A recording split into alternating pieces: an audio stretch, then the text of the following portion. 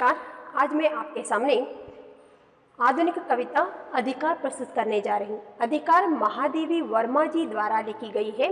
ये आधुनिक कविता का मतलब है आधुनिक कवियों के द्वारा जो लिखी गई जो कविताएं रहती है उसे आधुनिक कविता कहते हैं। ये आपकी पहला कविता है जो आधुनिक कविता में आती है, अधिकार। तो यहाँ पर देखिए, कवयित्री महादेवी वर्मा मनुष्य के अंदर रहने वाली संवेदनशील गुण को उसे बहुत ज़्यादा अच्छा लगता है। वो कहती कि तो इस कविता के माध्यम से उसके मनुष्य के अंदर रहने वाले वेदना को स्वागत करती हुई वो कहती, अधिकार का मतलब है यहाँ पर कोई धन दौलत के बारे में यहाँ पर उस अधिकार की बात नहीं हो रही है। तो जो भी आरंभ होता है उसका अंत होना निश्चय है, जो जन्म लेते हैं उसका मृत्यु होना भी तो निश्चय है। यहाँ पर मर मिटने की, जो मनुष्य का इस धरती पर जन्म हुआ है, इस जगत में उसका आगमन हुआ है, तो उसका मिटना भी तो, उसका मृत्यु भी तो मनुष्य का ही अधिकार है। उस अधिकार के बारे में महादेवी वर्मा ने प्रकाश डालने की कोशिश की है। अब मैं इसे पढ़ूंगी, उसके बाद एक्सप्लेनेशन करती हूँ। वे मुस्काते फूल नहीं जिनको आता है मुरझाना, वे तारों के दीप नहीं जिनको बाता है बुझ जाना। वापस से पढ़ती हूँ। वे मुस्काते फूल नहीं जिनको आता है मुरझाना, वे तारों के दीप नहीं जिनको बाता है बुझ जाना। देखिए, यहाँ पर जो कुछ भी आरंभ होता है उसका अंत होना निश्चय है। जिनका जन्म हुआ है उसका मृत्यु होना मिटना भी तो निश्चय है। ये जगति का नियम है, ये प्रकृति का नियम है, इसे कोई नहीं बदल सकता। यहाँ पर वे मुस्काते फूल नहीं जिनको आता है मुरझाना। सुबह से इतनी सुंदर सी खिलखिलाती हुई जो फूल है, सुंदर सी खिली हुई रहती है, लेकिन वो सांझ होते होते, शाम होते होते उसे मुरझाना भी तो आना चाहिए, क्योंकि ये नियति है, पहले से ही निर्धारित किया हुआ है। वे तारों के दीप नहीं जिनको बाता है बुझ जाना। तो रात भर तारे जो है अपने ही प्रकाश से पूरे धरती को उजियाला देती रहती है, प्रकाश फैलाती रहती है, लेकिन वो कब तक? सुबह की उषा की किरण के आने तक। जब वो सूरज की किरण आते हैं उसकी प्रकाश के सामने तारों की दीप जो है बुझ जाती है। इसके लिए ना तो तारे रोती है ना तो फूल रोते हैं, क्योंकि ये नियति है, पहले से ही निर्धारित किया हुआ है। ಅರ್ಥ ಆಗ್ತಿದೆಯಾ? ಇಲ್ಲಿ ಅಧಿಕಾರ ಅನ್ನೋದು ಇಲ್ಲಿ ಯಾವುದೇ ರೀತಿಯ ಧನ ಸಂಪತ್ತಿನ ಬಗ್ಗೆ ಮಾತಾಡ್ತಾ ಇಲ್ಲ ಮಹಾದೇವಿ ವರ್ಮಾ ಅವರು. ಮನುಷ್ಯನಿಗೆ ಹುಟ್ಟಿದ ಮೇಲೆ ಸಾವು ಅಂತಕ್ಕಂಥದ್ದು ನಿರ್ಧಾರ ಆಗಿರ್ತಕ್ಕಂಥದ್ದು. ಅವನು ಯಾವುದೋ ಆರಂಭ ಆಗುತ್ತೋ ಅದು ಅಂತ್ಯ ಆಗಬೇಕಾಗಿರೋದು ಮೊದಲೇ ನಿರ್ಧಾರ ಆಗಿರೋದು, ಅದನ್ನು ಯಾರೂ ಬದಲಾಯಿಸಕ್ಕೆ ಸಾಧ್ಯ ಇಲ್ಲ. ಅದೇ ಥರದಲ್ಲಿ ಮನುಷ್ಯ ಅನ್ನೋನು ಹುಟ್ಟಿದಾನೆ ಅಂದರೆ, ಅವನು ಜನ್ಮ ಆಗಿದೆ ಅಂದರೆ ಅವನ ಮರಣ ಅಂತಕ್ಕಂಥದ್ದು ಮೊದಲೇ ನಿರ್ಧಾರ ಆಗಿರುತ್ತೆ. ಅದು ಆ ಸಾಯ್ತಕ್ಕಂತಹ ನಶಿಸ್ತಕ್ಕಂತಹ ಅಧಿಕಾರದ ಬಗ್ಗೆ ಇಲ್ಲಿ ಮಹಾದೇವಿ ವರ್ಮಾ ಅವರು ಹೇಳ್ತಿದ್ದಾರೆ. ನೋಡಿ ಇಲ್ಲಿ, ವೇ ಮುಸ್ಕಾತೆ ಫೂಲ್ ನಹಿ ಜಿನ್ಕೋ ಆತಾ ಹೈ ಮುರ್ಜಾನ. ಬೆಳಗ್ಗೆ ಸುಂದರವಾಗಿ ಅರಳಿರ್ತಕ್ಕಂಥ ಒಂದು ಹೂವು ದಿನವೆಲ್ಲ ಎಷ್ಟು ಕಂಗೊಳಿಸ್ತಾ ಇರುತ್ತೆ, ಎಷ್ಟು ಚೆನ್ನಾಗಿ ಅರಳಿ ನಗ್ತಾ ಇರುತ್ತೆ. ಆದರೆ ಅದು ಎಲ್ಲಿಯವರೆಗೂ? ಸಂಜೆಯವರೆಗೂ ಮಾತ್ರ. ಸಂಜೆ ಆಗ್ತಾ ಇದ್ದ ಹಾಗೆ ಆ ಹೂವು ಏನಾಗುತ್ತೆ? ಮುದ್ರಿ ಹೋಗುತ್ತೆ, ಬಾಡಿ ಹೋಗುತ್ತೆ. ಇದು ಪ್ರಕೃತಿಯ ನಿಯಮ, ಇದು ಯಾರೂ ಬದಲಾಯಿಸೋಕ್ಕೆ ಸಾಧ್ಯ ಇಲ್ಲ. ಹಾಗೆ ರಾತ್ರಿ ಎಲ್ಲ ಆಕಾಶದ ತುಂಬೆಲ್ಲ ನಕ್ಷತ್ರಗಳು ತನ್ನದೇ ಆದಂತಹ ಬೆಳಕಿನಿಂದ ಜಗತ್ತಿಗೆ ಪ್ರಕಾಶವನ್ನು, ಬೆಳಕನ್ನು ಕೊಡ್ತಾ ಇರುತ್ತೆ. ಆದರೆ ಅದು ಎಲ್ಲಿಯವರೆಗೆ? ಕೇವಲ ರಾತ್ರಿ ಮಾತ್ರ. ಬೆಳಕು ಹರಿತಿದ್ದಾಗೆ, ಬೆಳಗ್ಗೆ ಹಾಕಿದ ಹಾಗೆ ಸೂರ್ಯನ ಕಿರಣದ ಎದುರುಗಡೆ ಆ ನಕ್ಷತ್ರಗಳ ಬೆಳಕು ಕಾಣೋದಿಲ್ಲ, ಅದು ಮರೆಮಾಚಿ ಹೋಗುತ್ತೆ, ಆರಿ ಹೋಗುತ್ತೆ. ಹಾಗಾಗಿ ಆರಿ ಹೋಗುತ್ತೆ ಅಂದರೆ ಆರಿ ಹೋಗೋದಲ್ಲ, ಸೂರ್ಯನ ಕಿರಣದ ಎದುರುಗಡೆ ನಕ್ಷತ್ರದ ಕಿರಣಗಳು ಭಾಸವಾಗೋದಿಲ್ಲ, ಕಾಣೋದಿಲ್ಲ. ಹಾಗಂತ ಹೇಳಿಬಿಟ್ಟು ನಕ್ಷತ್ರಗಳಾಗಲಿ ಹೂವಾಗಲಿ ಆಡೋದಿಲ್ಲ. ನಾನು ರಾತ್ರಿಯಲ್ಲೇ ಎಷ್ಟು ಚೆನ್ನಾಗಿ ಬೆಳಕನ್ನು ಕೊಡ್ತಾ ಇದ್ದೆ, ಬೆಳಗ್ಗೆ ನನ್ನ ಬೆಳಕು ಕಾಣ್ತಾನೆ ಇಲ್ಲ ಅಂತ ಹೇಳಿ ನಕ್ಷತ್ರನೂ ಕೂಡ ಆಡೋದಿಲ್ಲ. ಯಾಕೆಂದರೆ ಇದು ಪ್ರಕೃತಿಯ ನಿಯಮ, ಮೊದಲೇ ನಿರ್ಧಾರ ಆಗಿರೋದು. ಅರ್ಥ ಆಯ್ತಾ? ನೆಕ್ಸ್ಟ್, ವೇ ನೀಲಂ ಸೆ ಮೇಘ ನಹಿ ಜಿನ್ಕೋ ಹೇ ಗುಲ್ಜಾನೆ ಕಿ ಚಾಹ, वे अनंत ऋतुराज नहीं जिसने देखी जाने की राह. वे नीले से मेघ नहीं जिनको है गुलजाने की चाह, वह अनंत ऋतुराज नहीं जिसने देखी जाने की राह. देखिए, तो नीला रंग जो है, देखिए हर साल में 3 सीजन आता है, 3 मौसम आते हैं. तो क्या क्या आते हैं? पहले सर्दी का मतलब गर्मी का मौसम आता है, उसके बाद बारिश का मौसम, उसके बाद सर्दी का मौसम. ये तीनों जो है 4-4 महीने तक रहते हैं. तो यहाँ पर पहले जो गर्मी के मौसम में पूरे तरुलता, पेड़ पौधे सब कुछ तो पूरी तरह से सूखी हुई रहती है. सारी ज़मीन जो है फटी हुई, मतलब पूरी तरह से सूख जाता है, सूखी हुई रहती है. और बारिश की आने की कामना करती रहती है, प्रतीक्षा करती रहती है। तब क्या होता है कि बारिश के मौसम में बरसात जो है वो आने के बाद पूरी धरती जो है रंगीन लगने लगता है, उसमें नमी आ जाते, सारे जो कृषक जो है अपने काम शुरू कर देते। वो 4 महीने बरसात के मौसम निकलने के बाद आपको विंटर सीजन आ जाता है, जो सर्दियों का मौसम आता है। सर्दियों में जो ऋतुओं का राजा वसंत ऋतु का आगमन होता है, उस वक्त सारी धरती जो है बारिश होने के नाते रंगीन लगने लगता है। उसमें नमी आने के कारण वो वापस से हरियाली आ जाती है, हर जगह रंगीन लगने लगता है, मनमोहक लगने लगता है। ये तो हो गई। देखिए अब मैं ये क्या कहना चाहती हूँ, वे नीले से मेघ नहीं जिनको है गुल जाने की चाह। तो गर्मी के मौसम होने के बाद जब बरसात की मौसम आता है तो नीला रंग जो है मेघ में गुलने की चाहत रखती है। मेघ में गुलकर पूरे धरती को वो बरसात यानी वर्षा के रूप में जो पानी पहुंचा देता है, बारिश आ जाता है। तो बारिश के मौसम निकलने के बाद तो ऋतुओं का राजा जो है वसंत ऋतु का आगमन होता है। वसंत ऋतु के आगमन में जो ऋतुओं का राजा कहलाते, तो सर्दियों को मौसम को कहते ऋतुओं का राजा। वसंत ऋतु के आगमन होने के बाद सारी धरती जो फीकी पड़ी रहती है, जो वर्षा के आने के कारण, बारिश के आने के कारण वो नमी आ जाती है, सब जगह जो है रंगीन लगने लगता है, हरियाली दिखती है, सब जगह जो है मनमोहक लगने लगता है, रंगीन लगने लगता है। तो ये कब तक? सिर्फ 4 महीने तक। एक बार ऋतुओं का राजा वसंत ऋतु का यानी सर्दी के मौसम निकलने के बाद वापस से धरती को फीका पड़ना ही है। इसके लिए ना तो ऋतुराज रोते हैं, वसंत ऋतु रोते, मेरे आने के बाद देखो धरती कितना रंगीन लग रहा था, मनमोहक लग रहा था, अब मैं वापस जा रहा हूँ, वापस से धरती को फीका पड़ना ही है। इस तरह से ना तो ऋतुओं का राजा वसंत ऋतु रोते हैं, क्योंकि ये नियति है पहले से ही निर्धारित किया हुआ। समझ में आया ना? ಇಲ್ಲಿ ನೋಡಿ, ವರ್ಷದಲ್ಲಿ ಪ್ರತಿ ವರ್ಷನೂ ಕೂಡ ನಮಗೆ 3 ಕಾಲಗಳು ಬರುತ್ತೆ. ಬೇಸಿಗೆ ಕಾಲ, ಮಳೆಗಾಲ, ಚಳಿಗಾಲ. ಬೇಸಿಗೆ ಕಾಲ ಎಲ್ಲ ಸೀಸನ್ನು ಕೂಡ 4 ತಿಂಗಳು ಇರ್ತಕ್ಕಂಥದ್ದು. ಬೇಸಿಗೆ ಕಾಲದಲ್ಲಿ ಏನಾಗುತ್ತೆ, ಭೂಮಿ ಗಿಡ ಮರ ಬಳ್ಳಿಗಳೆಲ್ಲ ಒಣಗೋಗಿರುತ್ತೆ, ಭೂಮಿ ಬಾಯಿ ಬಿಟ್ಕೊಂಡು ಮಳೆ ಬಂದರೆ ಸಾಕು ಅಂತ ಹೇಳಿ ಮಳೆಗಾಲದ ಪ್ರತೀಕ್ಷೆನ ಅಥವಾ ಅದರ ಆಗಮನಕ್ಕೋಸ್ಕರ ಕಾಯ್ತಾ ಇರುತ್ತೆ. ಅದರ ನಂತರ ಏನಾಗುತ್ತೆ, ಮಳೆಗಾಲ ಬರುತ್ತೆ. ಮಳೆಗಾಲ ಬಂದಾಗ ಭೂಮಿಯೆಲ್ಲ ಬಾಯಿ ಬಿಟ್ಕೊಂಡು ಅಥವಾ ಗಿಡ ಮರ ಬಳ್ಳಿಗಳೆಲ್ಲ ಮಳೆಗೋಸ್ಕರ ಕಾಯ್ತಾ ಇರುತ್ತಲ್ಲ, ಆ ಮಳೆ ಬಿದ್ದಾಗ ಆ ಗಿಡ ಮರ ಬಳ್ಳಿಗಳೆಲ್ಲ ಮತ್ತೆ ಏನಾಗುತ್ತೆ, ಅದರಲ್ಲಿ ತೇವಾಂಶ ಸಿಗುತ್ತೆ. ಎಲ್ಲ ರೈತರು ಮಳೆ ಬಿದ್ದಾಗೆ ಏನಾಗೋದು, ಕೆಲಸ ಮಾಡೋಕ್ಕೆ ಶುರು ಮಾಡೋದು. ಹಾಗೆ ಇದು 4 ತಿಂಗಳು ಇರ್ತಕ್ಕಂಥದ್ದು. ಅದರ ನಂತರ ಋತುವಿನ ರಾಜ ಆಗಿರ್ತಕ್ಕಂಥ ವಸಂತ ಋತು, ವಸಂತ ಕಾಲ ಬರುತ್ತೆ, ಚಳಿಗಾಲ. ಆ ಚಳಿಗಾಲದಲ್ಲಿ ಭೂಮಿಗೆ ಇದಕ್ಕಿಂತ ಮೊದಲು ಮಳೆಗಾಲ ಬಂದಿದ್ದರಿಂದ ಭೂಮಿಯೆಲ್ಲ ತೇವಾಂಶ ಪಡ್ಕೊಂಡು ಒಣಗಿರ್ತಕ್ಕಂಥ ಗಿಡ ಮರ ಬಳ್ಳಿಗಳೆಲ್ಲ ಚಿಗುರೋಕೆ ಶುರು ಆಗುತ್ತೆ, ಎಲ್ಲ ಕಡೆ ಹಸಿರು ಕಾಣಕ್ಕೆ ಶುರು ಆಗುತ್ತೆ. ಆ 4 ತಿಂಗಳ ನಂತರ ಋತುವಿನ ರಾಜ ಆಗಿರ್ತಕ್ಕಂತಹ ವಸಂತ ಕಾಲ ಬಂದಾಗ ಗಿಡ ಮರ ಬಳ್ಳಿಗಳೆಲ್ಲ ಚಿಗುರೋಕೆ ಶುರು ಆಗುತ್ತೆ, ಎಲ್ಲ ಕಡೆ ಹಸಿರಿನಿಂದ ಕಂಗೊಳಿಸುತ್ತೆ, ಪ್ರಕೃತಿ ವೈವಿಧ್ಯಮಯವಾಗಿ ಕಾಣುತ್ತೆ, ಎಲ್ಲ ಕಡೆನೂ ಬಣ್ಣ ಬಣ್ಣದಿಂದ ನೋಡೋಕ್ಕೆ ಬಹಳ ಸುಂದರವಾಗಿ ಕಣ್ಣಿಗೆ ಹಬ್ಬ ಆಗೋ ಥರ ಕಾಣ್ತಾ ಇರುತ್ತೆ. ಆದರೆ ಇದು ಎಲ್ಲಿವರೆಗೂ? ಇದು ಕೂಡ 4 ತಿಂಗಳ ತನಕ. ಇಲ್ಲಿ ನಾನು ಏನು ಹೇಳಕ್ಕೆ ಹೊರಟಿದ್ದೀನಿ ಅಂದರೆ, ಈ ವೇ ನೀಲೆ ಸೆ ಮೇಘ ನಹಿ ಜಿನ್ಕೋ ಹೇ ಗುಲ್ ಜಾನೆ ಕಿ ಚಾಹ್. ಈಗ ಬೇಸಿಗೆ ಕಾಲ ಮುಗಿತಿದ್ದ ಹಾಗೆ ಮಳೆಗಾಲ ಬರುತ್ತಲ್ಲ, ಮಳೆಗಾಲದಲ್ಲಿ ಆಕಾಶ ನೋಡಿದಾಗ ಹೇಗಿರುತ್ತೆ, ನೀಲಿ ಬಣ್ಣ. ಆ ನೀಲಿ ಬಣ್ಣ ಅಂತಕ್ಕಂಥದ್ದು ಮೋಡದಲ್ಲಿ ಕರಗುವಂತಹ ಇಚ್ಛೆಯನ್ನು ಇಟ್ಕೊಂಡಿರುತ್ತೆ. ಆ ನೀಲಿ ಬಣ್ಣ ಮೋಡದಲ್ಲಿ ಕರಗಿಬಿಟ್ಟು ಭೂಮಿಗೆ ಮಳೆಯಾಗಿ ಹರಿಯುತ್ತೆ. ಭೂಮಿಗೆ ಮಳೆಯಾಗಿ ಹರಿಯೋದ್ರಿಂದ ಭೂಮಿಯಲ್ಲಿ ತೇವಾಂಶ ಪಡ್ಕೊಳ್ಳುತ್ತೆ, ಮತ್ತು ಭೂಮಿಯೆಲ್ಲ ಹಸಿರು ಹಸಿರಾಗಿ ಕಂಗೊಳಿಸೋಕೆ ಶುರು ಆಗುತ್ತೆ.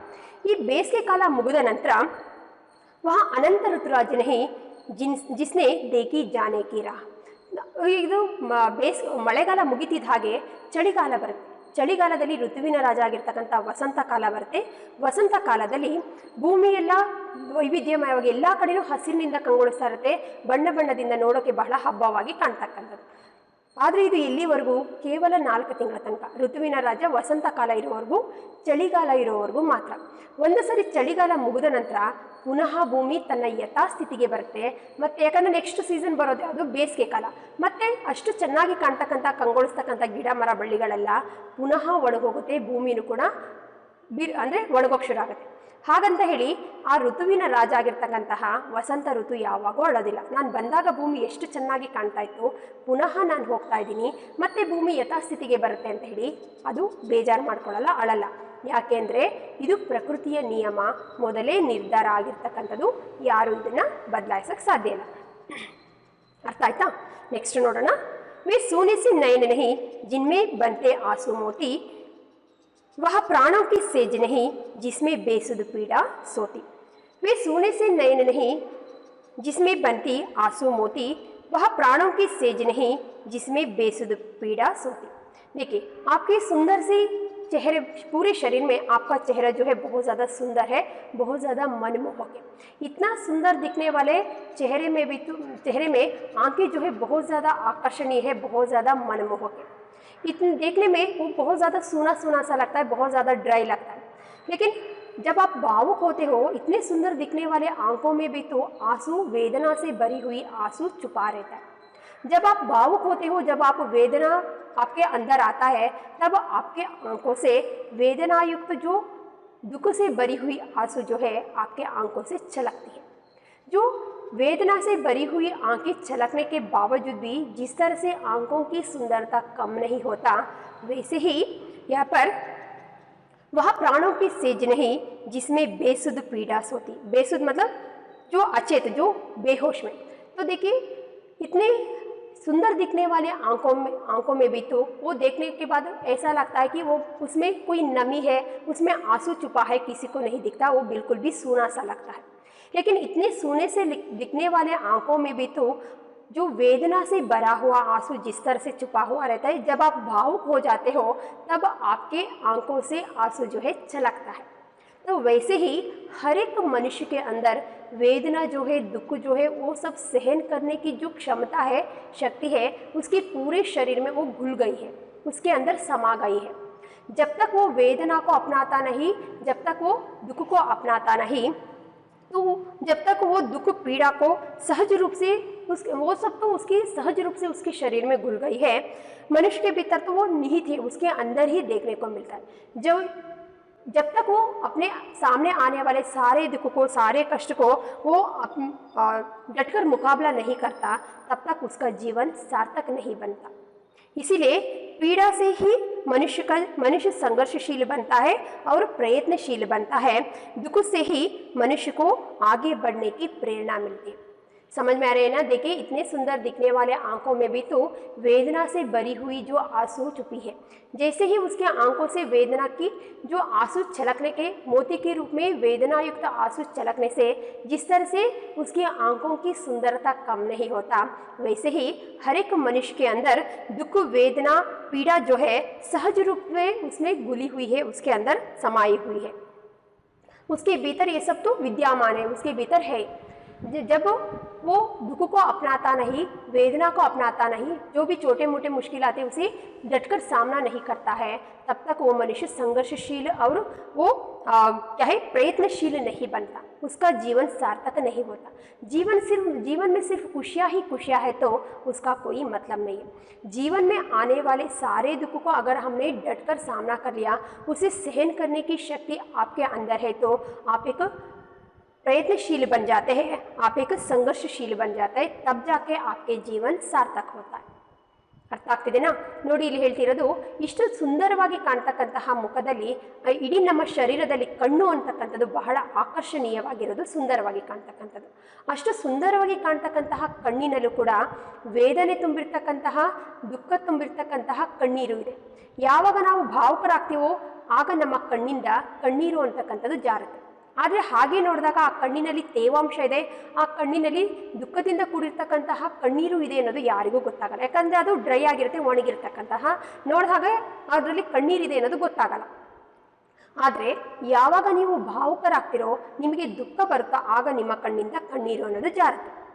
ಹಾಗೆ ಹೇಗೆ ನಿಮ್ಮ ಕಣ್ಣಿನಿಂದ ಮುತ್ತಿನ ಆಕಾರದ ಕಣ್ಣೀರು ಜಾರಿದ್ರಿಂದ ನಿಮ್ಮ ಕಣ್ಣಿನ ಸೌಂದರ್ಯ ಕಮ್ಮಿ ಆಗಲು ಇನ್ನೂ ಹೆಚ್ಚಾಗುತ್ತೋ, ಅದೇ ಥರದಲ್ಲಿ ಪ್ರತಿಯೊಬ್ಬ ಮನುಷ್ಯನ ಒಳಗಡೆ ದುಃಖವನ್ನು ಸಹಿಸ್ತಕ್ಕಂತಹ, ಕಷ್ಟವನ್ನು ಸಹಿಸ್ತಕ್ಕಂತಹ ಸಾಮರ್ಥ್ಯ ಅದು ಸಹಜ ರೂಪವಾಗಿ ನಿಮ್ಮ ಶರೀರದಲ್ಲಿ, ನಿಮ್ಮ ಒಳಗಡೆ ಅದೇನಾಗಿದೆ ಇದೆ, ಅದು ಕರಗಿ ಹೋಗಿದೆ ನಿಮ್ಮ ಶರೀರದಲ್ಲಿ. ಆದರೆ ಅದು ಹೊರಗೆ ನೋಡ್ತಿದ್ದ ಹಾಗೆ ಇವನು ದುಃಖಿಯಾಗಿದ್ದಾನೆ, ಇವನಿಗೆ ಏನೋ ನೋವಿದೆ ಅನ್ನೋದು ಗೊತ್ತಾಗಲ್ಲ. ಆದರೆ ಯಾವಾಗ ನೀವು ಭಾವುಕರಾಗ್ತೀರೋ ಅಥವಾ ಯಾವಾಗ ನಿಮ್ಮಕ್ಕೆ ಇದನ್ನೆಲ್ಲ ಇದ್ದಾಗ, ಕಷ್ಟವನ್ನು ಸಹಿಸ್ತಕ್ಕಂಥ ಸಾಮರ್ಥ್ಯ ನಿಮ್ಮಲ್ಲಿದ್ದಾಗ ನೀವೊಬ್ಬ ಪ್ರಯತ್ನಶೀಲರಾಗ್ತೀರಾ, ಸಂಘರ್ಷಶೀಲರಾಗ್ತೀರಾ, ಆಗ ನಿಮ್ಮ ಜೀವನಕ್ಕೆ ಒಂದು ಸಾರ್ಥಕತೆ ಅನ್ನೋದು ಸಿಗುತ್ತೆ. ಅರ್ಥ ಆಗ್ತಿದೆನಾ? ಯಾಕೆಂದರೆ ಮನುಷ್ಯ ಇದನ್ನೆಲ್ಲ ಕಷ್ಟವನ್ನೆಲ್ಲ ಮೀರಿ ನಿಂತಾಗ ಮಾತ್ರ ಅವನ ಜೀವನಕ್ಕೆ ಒಂದು ಅರ್ಥ ಬರುತ್ತೆ, ಅವನ ಜೀವನ ಸಾರ್ಥಕ ಆಗುತ್ತೆ. ನೆಕ್ಸ್ಟ್ ನೋಡೋಣ. ऐसा तेरा लोक वेदना नहीं, नहीं जिसमें अवसाद, जलन जान नहीं, नहीं जाना मिटने के स्वाद.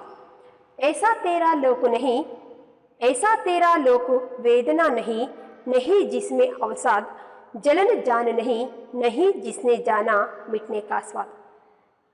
तो देखिए यहाँ पर महादेवी वर्मा कहती है ऐसा तेरा लोक है. किसका लोक है? भगवान का लोक है. ऐसा तेरा लोक है जहाँ पर ना तो कोई वेदना है, ना तो कोई अवसाद, अवसाद मतलब दुख है, ना तो कोई वहाँ पर दुख है और ना तो वहाँ पर जलन जान नहीं. जब हम लोग वेदना को अपनाते हैं, जब हम लोग जो उसके अंदर जो वेदना को अपनाने के बाद जब हम घुटते हैं, जब वो वेदना युक्त तो आलाप करते हैं, जब हम लोगों को वो जलन होती है, जो जब हम दुख अपनाते हैं तो वेदना से जो अंदर की जो आह निकलती है, जो आलाप करते हैं, जो उसे क्या कहते हैं? जलन जान. जब हम लोग मरने के बाद हम लोगों को जलाया जाता है, वो जलन भी तो तुम्हारे लोक में नहीं है. जिसने जाना मिटने का स्वाद. जब हम लोगों की मृत्यु होती है तब हमें जो मिटने का जो स्वाद इस लोक में है वो तुम्हारे लोक में नहीं है. तुम्हारा लोक कैसा है? ऐसा तेरा लोक है. इसका लोक है? भगवान का लोक है. क्योंकि भगवान लोगों को कभी मृत्यु ही नहीं आता, उन लोगों को कोई दुख ही नहीं है, सिर्फ खुशियाँ ही खुशियाँ है, वो अमर रहते. इसीलिए कवयित्री महादेवी वर्मा कहती है ऐसा तेरा लोक है जहाँ पर ना तो कोई वेदना है, ना तो कोई दुख है, ना तो जब हम लोग मरने के बाद जो मिटने का स्वाद है, जब हम मरने के बाद हमें जो जलाया जाता है, जो जलन जो है, जब हमें दुख होते हैं तो घुटन भरी जो जीवन है, जब हम लोग वेदना युक्त आलाप करते हैं, वो सब तो तुम्हारे लोक में बिल्कुल भी नहीं है. मनुष्य जब जन्म लिया है उसे मिटने का जो स्वाद है, टेस्ट है, वो तुम्हारे लोक में नहीं है. इसीलिए महादेवी वर्मा अगर उसे अमर लोक भी मिलते हैं तो उसे ठुकराती है, क्योंकि मनुष्य का धरती पर जन्म हुआ है तो मिटना भी तो, उसका मृत्यु भी तो उसका अधिकार है. इसीलिए तुम्हारे लोक में मिटने का स्वाद नहीं है, इसीलिए मुझे नहीं चाहिए. इस तरह से वो देवलोक को भी, देव बनने की चाह नहीं रखती, देवलोक को भी ठुकरा देती है. ಇಲ್ಲಿ ಮಹಾದೇವಿ ವರ್ಮ ಹೇಳ್ತಿರೋದು ನಿನ್ನದು ಎಂತಹ ಲೋಕ ಅಂದರೆ ಆ ಲೋಕದಲ್ಲಿ ವೇದನೆ ಇಲ್ಲ, ದುಃಖ ಇಲ್ಲ, ಅಲ್ಲದೆ ಸತ್ತಾಗ ನಮ್ಮನ್ನು ಸುಡುವಾಗ ಏನು ನಮ್ಮ ಮೈಯೆಲ್ಲ ಉರಿಯಾಗುತ್ತಲ್ಲ, ಅಥವಾ ನಾವು ವೇದನೆ ಆದಾಗ ದುಃಖದಿಂದ ಇದ್ದಾಗ ಅದರಿಂದ ನಮಗೆ ಒಳಗಡೆ ಆ ನೋವನ್ನು ಸಹಿಸಕ್ಕಾಗ್ದಲೇ ಒಳಗಡೆಯಿಂದ ಒಂದು ಧ್ವನಿ ಬರುತ್ತಲ್ಲ, ಅದು ಕೂಡ ನಿನ್ನ ಲೋಕದಲ್ಲಿಲ್ಲ. ಅಲ್ಲದೆ ಮನುಷ್ಯ ಹುಟ್ಟಿದಾನೆ ಅಂದರೆ ಸಾವು ಅಂತಕ್ಕಂತಹ ಏನು ಅಧಿಕಾರ ಇದೆಯಲ್ಲ, ಆ ಸ್ವಾದ ಇದೆಯಲ್ಲ, ಆ ಟೇಸ್ಟ್ ಇದೆಯಲ್ಲ, ಅದು ನಿನ್ನ ಲೋಕದಲ್ಲಿ ಇಲ್ಲ. ಹಾಗಾಗಿ ನನಗೆ ಅಮರತ್ವ ಸಿಗುತ್ತೆ ಅನ್ನೋದಾದರೂ ಕೂಡ ನನಗೆ ಬೇಡ, ನಾನು ನಿನ್ನ ಲೋಕವನ್ನು ಧಿಕ್ಕರಿಸ್ತೀನಿ, ತಿರಸ್ಕರಿಸ್ತೀನಿ ಅಂತ ಹೇಳಿ ಮಹಾದೇವಿ ವರ್ಮ ಅವರು ಹೇಳ್ತಾ ಇದ್ದಾರೆ. ಯಾಕೆಂದರೆ ಆ ಲೋಕದಲ್ಲಿ ನೋವು ಇಲ್ಲ, ದುಃಖ ಇಲ್ಲ, ವೇದನೆ ಇಲ್ಲ, ಸಾವು ಅನ್ನೋದಿಲ್ಲ. ಹಾಗಾಗಿ ಅದ್ಯಾವುದು ನನಗೆ ಬೇಡ ಅಂತ ಹೇಳ್ತಾ ಇದ್ದಾರೆ. लास्ट ನೋಡೋಣ. क्या अमरों का लोक मिलेगा तेरी करुणा का उपहार, रहने दो हे देव अरे यहाँ मेरे मिटने का अधिकार. कहती है क्या अमरों का लोक मिलेगा तेरी करुणा का उपहार, उपहार यानी गिफ्ट, रहने दो हे देव अरे यहाँ मेरा मिटने का अधिकार. तो अंत में वो कहती है क्या तेरा लोक में, क्या अमरों को लोक मिलेगा, तुम्हारे लोक कैसा है? अमर का लोक है. वहाँ पर कोई ना तो कोई मृत्यु है, ना तो कोई मिटने का स्वाद है, तो वहाँ पर सिर्फ अमर लोक ही तुम्हारा लोक है. क्या अमर लोक में, तुम्हारे लोक में तेरी करुणा का उपहार, मतलब मनुष्य का जन्म हुआ है तो उसकी मृत्यु होना निश्चय है. वो जन्म है तो उसका अंत होना तो भगवान के द्वारा हम लोगों को यानी मनुष्य को दिया गया अनुपम यानी बहुत महत्वपूर्ण एक उपहार है. उपहार यानी गिफ्ट है. तो इसीलिए महादेवी वर्मा पूछती है क्या तेरी अमरों के लोक में मिटने का स्वाद मुझे मिले, मतलब वहाँ पर भगवान के द्वारा हम लोगों को दिया गया जो मिटने का जो अधिकार है या फिर उपहार है, गिफ्ट है, वो हमें मिलेगा क्या, वहाँ पर है क्या? वहाँ पर तो नहीं है. इसलिए वो कहती है रहने दो हे देव अरे यहाँ पर तो मेरे मिटने का अधिकार है. इसीलिए तुम्हारे लोक में भगवान के द्वारा मनुष्य को दिया गया जो मिटने का यानी मृत्यु का जो अधिकार है वो तुम्हारे लोक में नहीं है. इसीलिए मुझे इसी लोक में रहने दो हे देव, हे भगवान मुझे इसी लोक में रहने दो, क्योंकि इस लोक में मेरा अंत लिखा है, मेरा मिटने का अधिकार इस लोक में है, इसलिए मुझे इसी लोक में रहने दो। इस तरह से ಮಹಾದೇವಿ ವರ್ಮ कहते। ಹಾಗಾಗಿ ಮಹಾದೇವಿ ವರ್ಮ ಹೇಳ್ತಿರೋದು, ನಿನ್ನ ಅಮರ ಲೋಕದಲ್ಲಿ ಭಗವಂತನಿಂದ ನಮಗೆ ಕೊಟ್ಟಿರ್ತಕ್ಕಂತಹ ಬಹಳ ಅದ್ಭುತವಾದಂತಹ ಒಂದು ಉಡುಗೊರೆ ಸಾವು ಅಂತಕ್ಕಂಥದ್ದು, ಅದು ನಿನ್ನ ಲೋಕದಲ್ಲಿ ಅಮರ ಲೋಕದಲ್ಲಿ ಇದೆಯಾ ಅಂತ ಕೇಳ್ತಾರೆ। ಯಾಕಂದರೆ ದೇವಲೋಕದಲ್ಲಿ ಅಮರತ್ವನೇ ಇರ್ತಕ್ಕಂಥದ್ದು, ಸಾವು ಅನ್ನೋದು ಇಲ್ಲ। ಹಾಗಾಗಿ ನಿನ್ನ ಅಮರ ಲೋಕದಲ್ಲಿ ಭಗವಂತನಿಂದ ಮನುಷ್ಯನಿಗೆ ಕೊಟ್ಟಿರ್ತಕ್ಕಂತಹ ಉಡುಗೊರೆ ಸಾವು ಅಂತಕ್ಕಂಥದ್ದು, ನಶಿಸ್ತಕ್ಕಂಥದ್ದು ಅದು ಇದೆಯಾ? ನಿನ್ನ ಲೋಕದಲ್ಲಿ ಇಲ್ಲದೆ ಇರೋದ್ರಿಂದ ಹೇ ಭಗವಂತನೇ ನನಗೆ ಇದೇ ಲೋಕದಲ್ಲಿ ಇರೋಕೆ ಬಿಡು, ಯಾಕಂದರೆ ಈ ಲೋಕದಲ್ಲಿ ಭೂಲೋಕದಲ್ಲಿ ಭಗವಂತನಿಂದ ಕೊಟ್ಟಿರ್ತಕ್ಕಂತಹ ಅಭೂತಪೂರ್ವ ಅಂದರೆ ಅಪರೂಪವಾದಂತಹ ಅಥವಾ ಅದ್ವಿತೀಯವಾದಂತಹ ಉಡುಗೊರೆ ಏನು ಅಂದರೆ ಸಾವು ಅಂತಕ್ಕಂಥದ್ದು, ಅದು ಈ ಲೋಕದಲ್ಲೇ ಇರೋದ್ರಿಂದ ನನಗೆ ಇದೇ ಲೋಕದಲ್ಲಿ ಇರೋಕೆ ಬಿಡು, ಯಾಕಂದರೆ ಈ ಲೋಕದಲ್ಲಿ ನನಗೆ ಸಾವು ಅಂತಕ್ಕಂತಹ ನಶಿಸ್ತಕ್ಕಂತಹ ಅಧಿಕಾರ ಇದೆ। ಹಾಗಾಗಿ ನನಗೆ ದೇವಲೋಕ ಬೇಡ, ನನಗೆ ಈ ಲೋಕನೇ ಸಾಕು ಅಂತ ಹೇಳಿ ಮಹಾದೇವಿ ವರ್ಮ ಅವರು ಹೇಳ್ತಾ ಇದ್ದಾರೆ। ಅರ್ಥ ಆಯ್ತಾ? ಅಧಿಕಾರ ಅಂದರೆ ಏನಂತ ಅರ್ಥ ಆಯ್ತಲ್ಲ? समझ में आया ना? देखिए अब देखिए एक शब्द वाक्य और वाक्यांश के प्रश्नोत्तर देखेंगे। पहला प्रश्न, मुस्कुराते फूल को क्या आना चाहिए? मुस्कुराते फूल को मुरझाना आना चाहिए। सेकेंड क्वेश्चन, मेघ में किस चीज़ की चाह होती है? मेघ में गुलने की चाहत होती है, गुलने की चाहत होती है। आंखों की सुंदरता किसमें बढ़ती है? आंखों की सुंदरता वेदनायुक्त आंसुओं से बढ़ती है, वेदनायुक्त या पीड़ायुक्त आंसुओं से बढ़ती। ये लिखना बहुत ज़्यादा ज़रूरी है, क्योंकि जब हम खुश होते हैं, खुशी से भी तो हमारे आंखों से आंसू छलकते हैं, लेकिन यहाँ पर महादेवी वर्मा को मनुष्य के अंदर रहने वाले वेदनायुक्त गुण जो है उसे बहुत ज़्यादा बाता है, बहुत ज़्यादा अच्छा लगता है।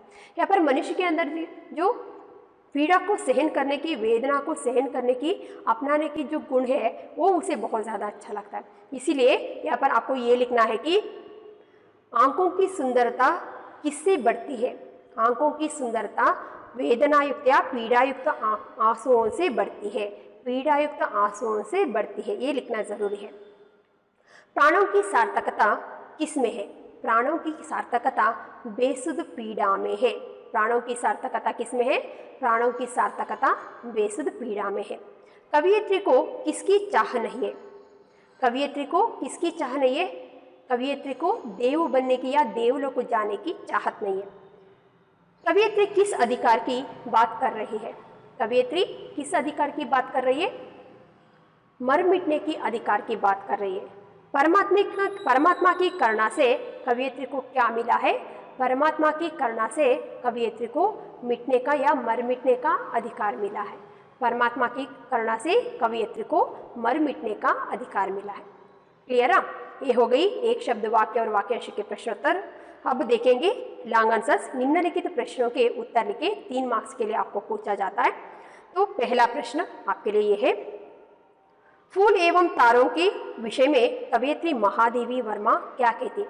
फूल और तारों के विषय में महादेवी वर्मा का विचार यह है, तो इतने सुंदर दिखने वाले फूल भी तो सुबह इतने सुंदर से खिलखिलाती रहती है, लेकिन सांझ होते होते, शाम होते होते उसे मुरझाना भी तो आना चाहिए, क्योंकि ये नियति है। वैसे ही रात भर तारे जो है अपने ही प्रकाश से टिमटिमाते हुए सारे धरती को वो प्रकाश फैलाती है।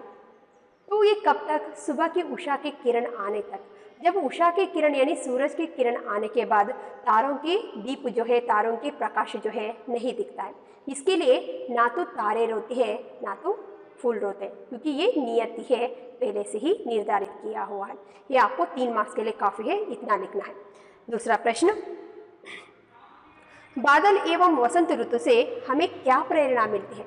बादल और वसंत ऋतु से हमें यह जीने की एक प्रेरणा मिलती है, क्योंकि जो कुछ भी है वो पहले से ही निर्धारित है, कोई भी तो शाश्वत नहीं है, ये जगत ही परिवर्तनशील है। हमें समय के अनुसार हमें क्या करना चाहिए? अपने आप को ढालना चाहिए, अपने आप को भी परिवर्तन करना चाहिए। यहाँ पर फूल, बादल और वसंत ऋतु से हमें यह प्रेरणा मिलती है, क्योंकि नीला रंग जो है मेघ में घुलने की चाहत रखती है। मेघ में घुलकर वो धरती को बारिश दे देती है। जब बरसात के मौसम खत्म होने के बाद ऋतुओं का राजा जो है वसंत ऋतु का आगमन होता है। वसंत ऋतु के आगमन होने के बाद जो धरती जो है रंगीन लगने लगता है, हर जगह जो है हरियाली दिखती है, मनमोहक दिखता है। लेकिन ये कब तक? सिर्फ ऋतुओं का राजा रहने तक। ऋतुओं का राजा निकलने के बाद, वसंत ऋतु के जाने के बाद वापस से धरती को फीका पड़ना है ये, क्योंकि ये नियति है पहले से ही निर्धारित करना। इससे हमें यह प्रेरणा मिलती है क्योंकि जो कुछ भी है जीव मतलब वो जो कुछ भी है वो परिवर्तन होता रहता है, उसके अनुसार हमें जीना चाहिए। खुशी हो या गम उसे समान रूप से हमें स्वीकार करना चाहिए, क्योंकि कोई भी तो बहुत दिनों तक, बहुत समय तक नहीं रहता। दुख आने के बाद सुख आना ही है। सुख को किस तरह से स्वीकार करते हैं उसी के अनुसार हमें सुख को भी, दुख को भी स्वीकार करना चाहिए। जीवन की सार्थकता किसमें है? जीवन की सार्थकता किसमें है? क्या लिखना है यहाँ पर? आपको ये लिखना है कि इतने सुंदर दिखने वाले आंखों में भी तो, पूरे चेहरे में आंखें जो है बहुत ज़्यादा मनमोहक है, इतना वो देखने के लिए सूना सा लगता है, लेकिन उसमें भी तो वेदना से भरा हुआ आंसू छलकते हैं। जिस तरह से वेदना से पीड़ायुक्त आंसू आंखों से छलकने से आंखों की सुंदरता जिस तरह से कम नहीं होता, वैसे ही हर एक मनुष्य के भीतर दुख सहन करने की, पीड़ा सहन करने की जो गुण है उसके अंदर घुली हुई है, समाई हुई है। जब तक मनुष्य वेदना को अपनाता नहीं, दुख को अपनाता नहीं, तब तक उसका जीवन सार्थक नहीं बन पाता। वो इसीलिए जीवन की सार्थकता इसी में है, वो मनुष्य को दुख और जो भी समस्याएं आती है उसे डटकर मुकाबला कर, मतलब उसे सामना करना चाहिए, तभी मनुष्य का जीवन सार्थक बन जाता है। 4th क्वेश्चन, कवियत्री अमरों के लोगों को क्यों टुकराती है? कवियत्री महादेवी वर्मा अमरों के लोगों को इसीलिए टुकराती है क्योंकि वहाँ पर ना तो वेदना है, ना तो दुख है, ना तो वहाँ पर जलन है, ना तो वहाँ पर भगवान के द्वारा हम लोगों को दिया गया जो अनुपम उपहार क्या है, मिटने का स्वाद वहाँ पर नहीं है। इसीलिए उस अमर लोगों को महादेवी वर्मा टुकराती, क्योंकि मनुष्य को भगवान के द्वारा दिया गया अनुपम उपहार क्या है, मिटना। जो मिटने के स्वाद इस लोक में, यह लोक में है, वो अमर लोक में नहीं है, इसीलिए महादेवी वर्मा अमर लोक को टुकराती है। लास्ट क्वेश्चन, अधिकार कविता में प्रयुक्त प्राकृतिक तत्वों के बारे में लिखिए। अधिकार कविता में जो क्या क्या प्रकृति को प्रेरणा लिया है उसके बारे में आपको लिखना। पहले फूल के बारे में लिखा है, उसके बाद तारों के बारे में और ऋतुओं के बारे में, ये सब जो लिखा है, दिया हुआ है, वो अपने ही शब्द में आपको लिखना है। ठीक है, जो आशा करती हूँ जो अभी मैंने आपको पढ़ाया है, जो समझाया है, आप सबको समझ में आया होगा। धन्यवाद।